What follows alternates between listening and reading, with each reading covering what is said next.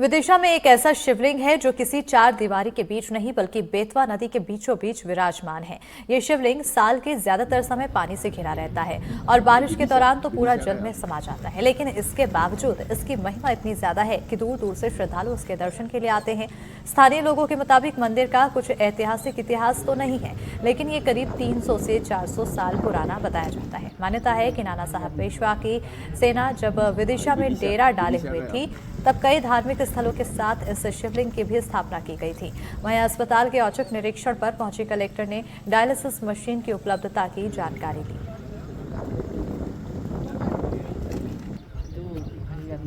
ये महादेव जलाधारी भगवान भोलेनाथ का स्थान है। बहुत पवित्र परम स्थान है, प्राचीन है।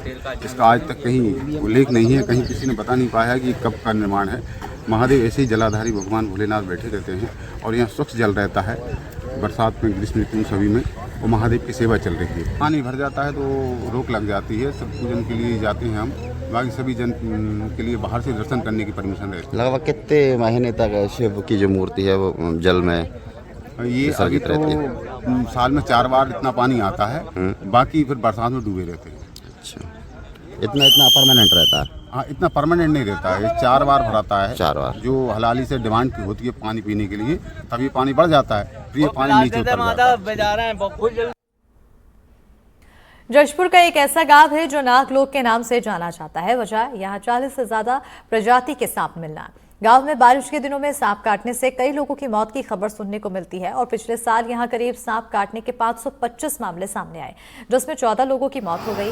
यहां पाए जाने वाली 40 प्रजाति के सांपों में से 5 प्रजाति बेहद जहरीली है, जो ग्रामीण इलाकों में घरों या घरों के आसपास घूमती नजर आती है।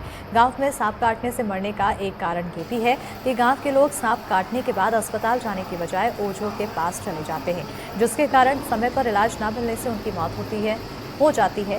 गांव में ज्यादा सांप पाए जाने के कारण राज्य के सीएम विष्णुदेव साय ने यहां स्नेक पार्क बनाने की घोषणा भी की है, जिसको लेकर जिला प्रशासन सर्वे कर रहा है। फिलहाल पूरे इलाके में गांव जाकर और सोशल मीडिया के जरिए जागरूकता फैलाई जा रही है।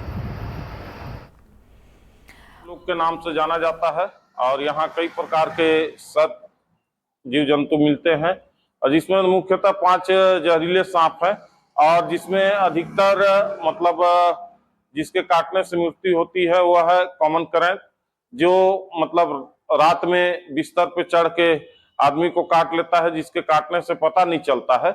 इसके कारण आदमी की मृत्यु हो जाती है। और जब भी सांप काटे तो आदमी को ओझा गुनिया बैगा के चक्कर में ना फंस के तत्काल मतलब हॉस्पिटल की ओर आए, जो सांपों के ही जहर से बना हुआ एंटीवेनम से उनकी जान बच सकती है। अभी हमारे पास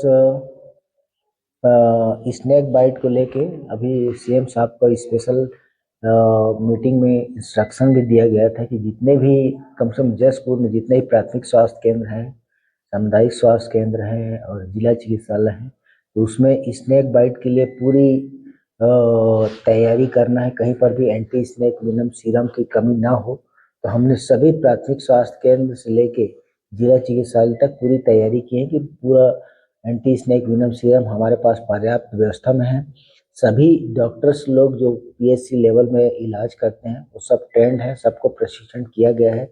और हम लोग का एक ट्रीटमेंट ग्रुप है, जिसमें कोई भी केसेस कॉम्प्लिकेशन रहता है तो हम स्पेशलिस्ट से भी चर्चा करके उसको सॉल्व करते हैं। वैसे ही हम लोग का ये फरसाबहार ये क्षेत्र विकासखंड नागलोक कहलाता है। यहाँ पर सांप की अनेक प्रजातियां मिलती हैं और हमारे अजय महाराज बहुत दिनों से इस पर काम भी करते हैं। तो यहाँ पर बहुत मांग है कि स्नेक पार्क की स्थापना हो, तो उधर हम काम भी हम लोग शुरू करवा दिए हैं। तो मैं स्नेक पार्क की भी घोषणा करता हूँ।